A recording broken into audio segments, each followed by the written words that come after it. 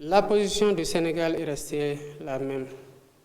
Le Sénégal est un grand pays, pas sur le plan de la superficie, mais sur le plan des hommes qui ont incarné les institutions, particulièrement ceux qui ont animé la diplomatie depuis l'indépendance de notre pays et qui nous ont forgé une respectabilité que nous devons préserver et à laquelle nous devons travailler pour la rendre beaucoup plus solide.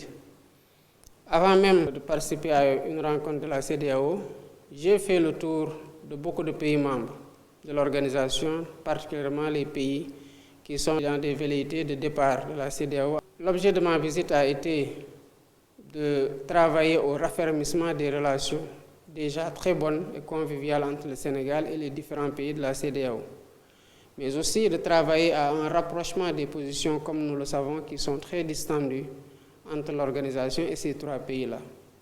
Cela a été consacré aujourd'hui dans la résolution de la CEDEAO qui a décidé de travailler à l'apaisement entre l'organisation et ces pays qui sont encore membres parce que le délai auquel leur velléité de départ doit être entériné n'est pas encore arrivé. Entre-temps, nous ne pouvons pas rester les bras croisés. Notre responsabilité, c'est de travailler à rapprocher les positions, à les réconcilier, à faire en sorte qu'il puisse y avoir une plage de dialogue entre l'organisation et les parties prenantes, notamment l'Alliance des États du Sahel. Et j'espère que d'ici la fin du délai de préavis, qu'il y aura assez de discussions qui permettront de réconcilier les positions et de travailler à renforcer l'organisation afin qu'elle prenne mieux en charge les défis communs auxquels nous sommes confrontés. Je voudrais d'abord rendre grâce à Dieu à un double titre. D'abord de nous avoir permis d'être encore témoins d'un hivernage et d'avoir surtout fait descendre l'eau de la pluie partout au Sénégal.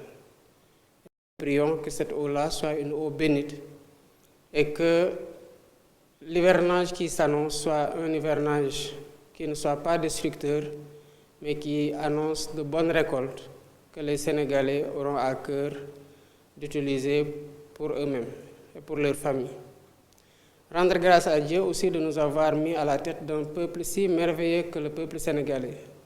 Hier seulement, tout le peuple est sorti procéder au nettoyage et au curage des canaux pour répondre à l'appel du gouvernement, à côté des ministres, du Premier ministre et de l'ensemble de l'administration.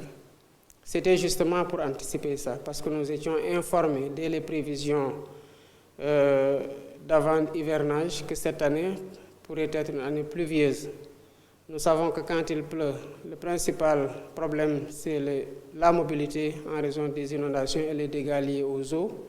Et c'est ce que la course contre la montre consistait justement à procéder au curage des canaux pour permettre que l'eau qui descendrait et qui est attendue en quantité puisse couler normalement et aller vers les lieux de déversoir. Le peuple a répondu massivement. J'ai vu des images qui m'ont véritablement touché et j'ai exprimé hier ma fierté d'avoir ce peuple-là derrière moi. Comme nous l'attendions, les pluies commencent, et dès que les pluies commencent aussi, les problèmes liés aux inondations commencent. En 3 mois, évidemment, on ne peut pas réaliser des infrastructures qui empêchent que des inondations puissent, en si peu de temps, disparaître du pays. Ça, c'est un constat qu'il faut faire. Toutefois, le gouvernement sera aux côtés des populations et il sera diligent.